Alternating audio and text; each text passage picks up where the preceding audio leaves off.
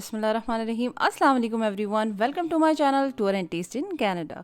उम्मीद करती हूँ आप सारे फ्रेंड्स बिल्कुल खैरियत से होंगे। तो जनाब आज हम बनाने जा रहे हैं बहुत ही मज़ेदार, बहुत ही आसान, बहुत ही क्विक और तीखी सी रेसिपी, साबित मिर्चों की चटनी, साबित लाल मिर्चों की चटनी, जो बहुत ही मज़ेदार बनती है। जैसे कि मिर्चों की चटनी है तो यकीनन आपके जहन में आ रहा होगा ये बहुत ही तीखी होगी, बहुत ही तेज़ होगी, लेकिन हम इसको इस तरीके से बनाएंगे कि आप बहुत ही मज़े से खाएंगे। ना ये बहुत ज़्यादा तेज़ होगी बल्कि बहुत ही जायकेदार होगी। तो चलिए बनाना शुरू करते हैं मज़ेदार सी चटनी।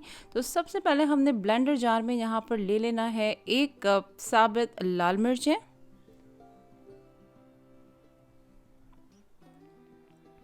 साथ ही शामिल करेंगे लहसुन 8 से 10 जवें,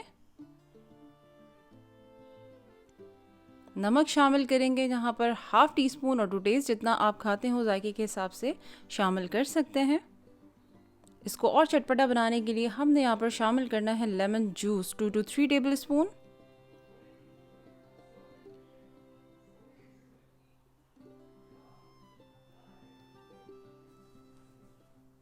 साथ ही हम शामिल करेंगे यहाँ पे 2 to 3 टेबल स्पून ज़ीरा सबसे पहले हम रोस्ट कर लेंगे।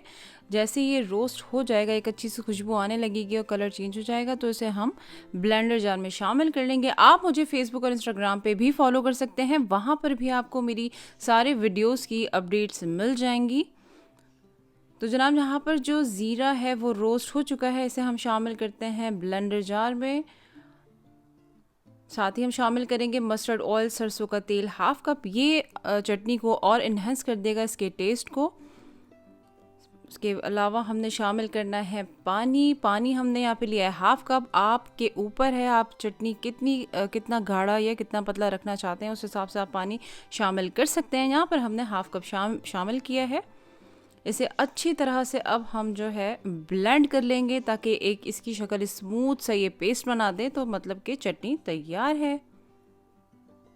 तो इसे अच्छी तरह से ब्लेंड कर लें, अच्छी तरह से इसको जो है वो स्मूथ सा पेस्ट बना लें।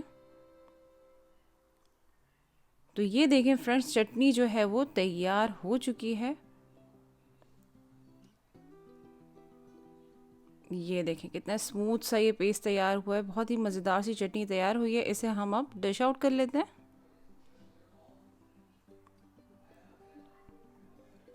तो ये फ्रेंड्स माशाल्लाह मज़ेदार मिर्चों की चटनी बिल्कुल तैयार है। इसे आप इंजॉय कर सकते हैं कई तरह के पराठों के साथ, आलू के पराठे, मूली के पराठे, गोभी के पराठे, या फिर रोटियों के साथ, बेसन की रोटी, मकई की रोटी, जिस तरह की रोटी पराठों के साथ आप इसे इंजॉय कर सकते हैं, मज़े से खा सकते हैं।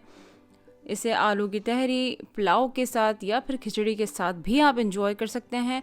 फ्रेंड्स अगर आपको मेरी रेसिपी अच्छी लग रही है तो please like, subscribe and share my channel tour and taste in Canada with your family, friends and love ones, ताकि उनको भी अच्छी अच्छी रेसिपीज़ मिल सकें।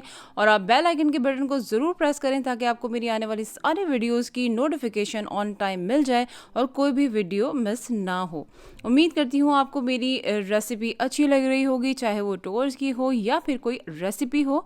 तो ज़रूर लाइक करें, सब्सक्राइब करें, शेयर करें। आप सबके सपोर्ट का बहुत बहुत शुक्रिया। इसी तरह सपोर्ट करते रहें। आपका अपना channel tour and taste in Canada.